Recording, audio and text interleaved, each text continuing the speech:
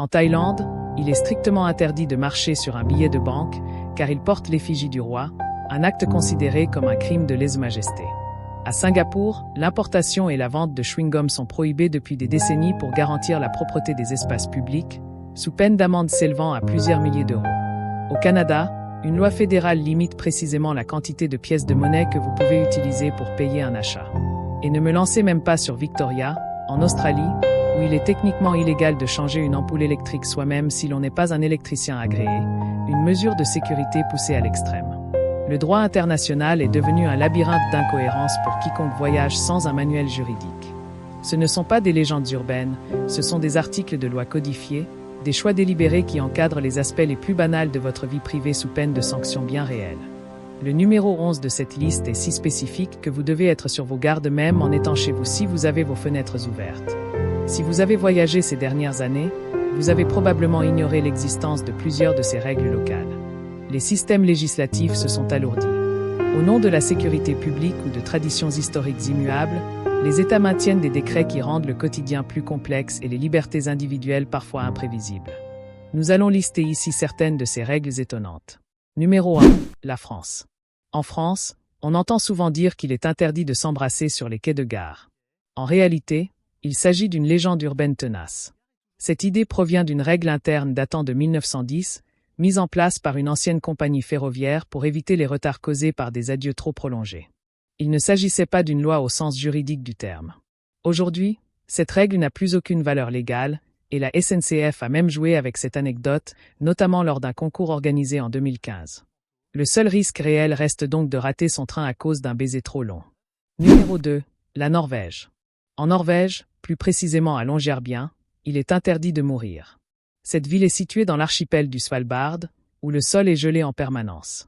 À cause du permafrost, les corps ne se décomposent pas normalement, ce qui peut préserver des virus anciens, comme celui de la grippe espagnole de 1918. Pour cette raison, il est interdit d'enterrer les morts sur place. Le cimetière est fermé, et les personnes gravement malades sont transférées sur le continent, car il n'existe ni maison de retraite ni service de gériatrie dans la ville. Numéro 3. Les États-Unis.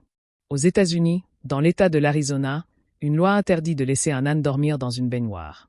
Cette règle remonte à 1924, après qu'un âne se soit endormi dans une baignoire abandonnée avant d'être emporté par une crue soudaine.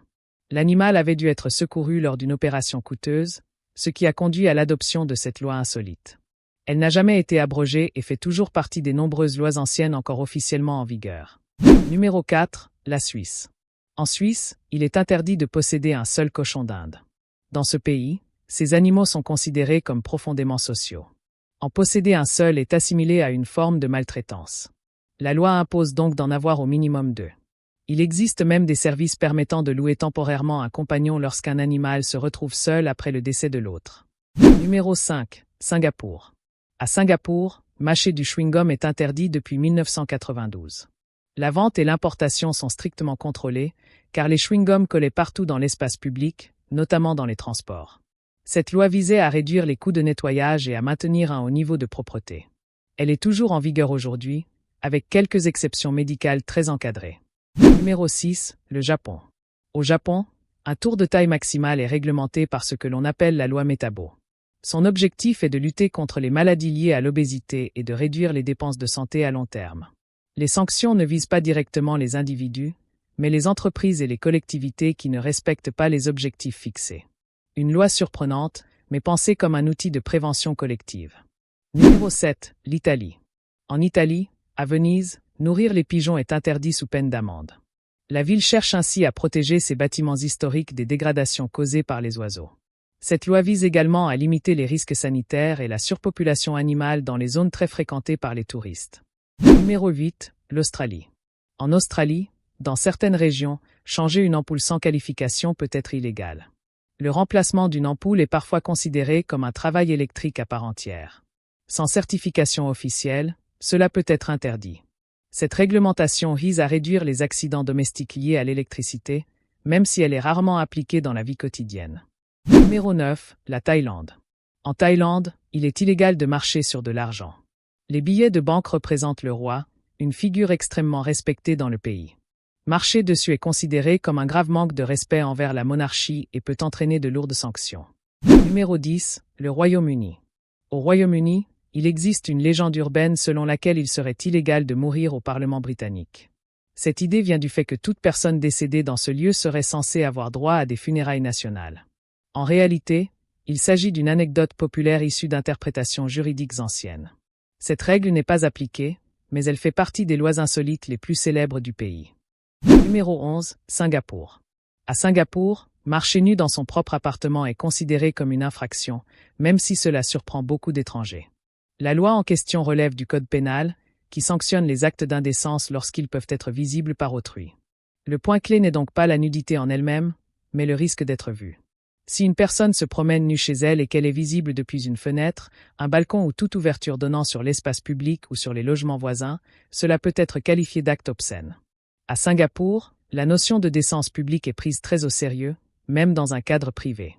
Les sanctions peuvent aller d'une amende à une peine de prison pouvant atteindre 3 mois en cas de récidive ou de circonstances aggravantes. Dans la pratique, la police intervient surtout à la suite d'une plainte de voisins.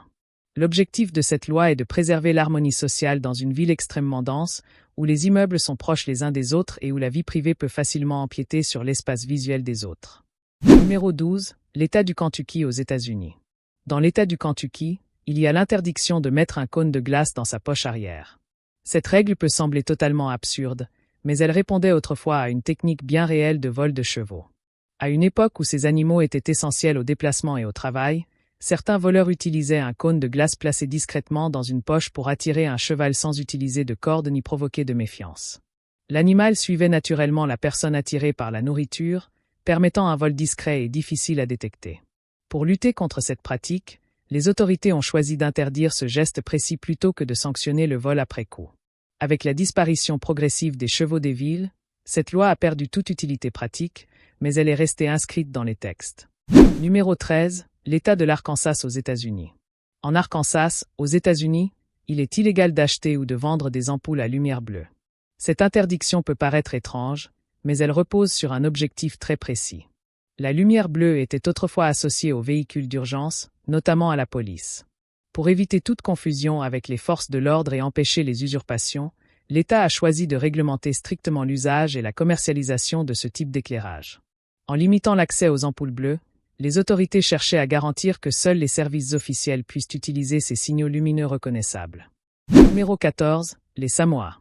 Aux Samoa, en Océanie, il est techniquement illégal pour un mari d'oublier l'anniversaire de sa femme. Cette règle peut prêter à sourire, mais elle s'inscrit dans un cadre culturel très particulier. Dans la société samoane, la famille et le respect des engagements conjugaux occupent une place centrale. Oublier une date aussi symbolique est perçu non pas comme une simple négligence, mais comme un manque de respect envers l'épouse et, plus largement, envers l'équilibre familial. La loi prévoit qu'un mari puisse être dénoncé à la police pour ce type d'oubli. Dans les faits, cela se traduit presque toujours par une simple remontrance ou un rappel à l'ordre, plutôt que par une sanction réelle. Numéro 15. La Thaïlande. Toujours en Thaïlande, il est interdit de conduire un véhicule sans porter de chemise ou de haut, une règle qui s'applique aussi bien aux automobilistes qu'aux conducteurs de scooters, pourtant très nombreux dans le pays. Cette loi s'inscrit dans une volonté de maintenir une certaine décence dans l'espace public, un principe fortement ancré dans la culture thaïlandaise. Conduire torse nu est perçu comme un comportement inapproprié, voire irrespectueux, notamment dans les zones urbaines et touristiques. En cas d'infraction, le conducteur s'expose à une amende, généralement modérée, qui peut varier selon les circonstances et l'appréciation des forces de l'ordre. Numéro 16. La Suisse. En Suisse, on entend souvent dire qu'il est interdit de tirer la chasse d'eau après 22 heures. Cette affirmation est partiellement vraie. Il ne s'agit pas d'une loi nationale inscrite dans le code pénal, mais plutôt d'un règlement intérieur fréquemment appliqué dans les immeubles résidentiels. En Suisse, le respect du calme nocturne est pris très au sérieux, généralement entre 22 heures et 7 heures du matin. Durant cette période, tout bruit excessif susceptible de déranger le voisinage peut être considéré comme une nuisance. Dans certains bâtiments, particulièrement anciens ou mal insonorisés, tirer la chasse d'eau est parfois assimilé à un bruit évitable et donc réglementé. En cas de non-respect répété, le résident peut recevoir un avertissement du syndic ou du propriétaire, voire une amende dans les cas extrêmes. Numéro 17. L'île de Sardaigne, en Italie. En Italie, sur l'île de Sardaigne, il est strictement interdit de ramasser du sable, des galets ou même des coquillages sur les plages. Cette règle peut surprendre les touristes, mais elle répond à un problème bien réel. Pendant des décennies, des visiteurs sont repartis avec de petites quantités de sable en souvenir, ce qui a fini par provoquer une érosion visible de certaines plages emblématiques, notamment celles au sable blanc très fin. Face à ce phénomène, les autorités sardes ont renforcé la législation. Le sable est considéré comme un patrimoine naturel protégé, au même titre qu'un site historique. En 2019, un couple de touristes a été intercepté à l'aéroport avec près de 40 kilos de sable blanc dans ses bagages. Ils ont alors encouru de lourdes sanctions, pouvant aller jusqu'à plusieurs milliers d'euros d'amende, et dans les cas les plus graves, des peines de prison avec sursis. Numéro 18, le Royaume-Uni. Toujours au Royaume-Uni, le Salmon Act de 1986 est souvent cité comme l'une des lois les plus étranges du pays. Le texte stipule qu'il est illégal de manipuler un saumon dans des circonstances suspectes. Formulée ainsi, la loi prête facilement à sourire, tant l'expression semble vague et presque absurde. En réalité, cette réglementation a un objectif très sérieux. Elle vise à lutter contre le braconnage et le commerce illégal du saumon, un poisson historiquement précieux au Royaume-Uni, tant sur le plan économique qu'écologique. La loi permet aux autorités d'intervenir lorsqu'une personne est trouvée en possession d'un saumon sans pouvoir prouver son origine légale, par exemple en l'achetant à un vendeur agréé ou en le pêchant avec les autorisations nécessaires. L'expression « circonstances suspectes » a volontairement été laissée large afin de donner une marge d'action aux forces de l'ordre. Cela peut inclure le transport de saumon près d'une rivière protégée, la possession de poissons non emballés dans un contexte commercial douteux, ou encore des comportements associés au braconnage nocturne. Numéro 19, l'État de l'Alabama aux États-Unis.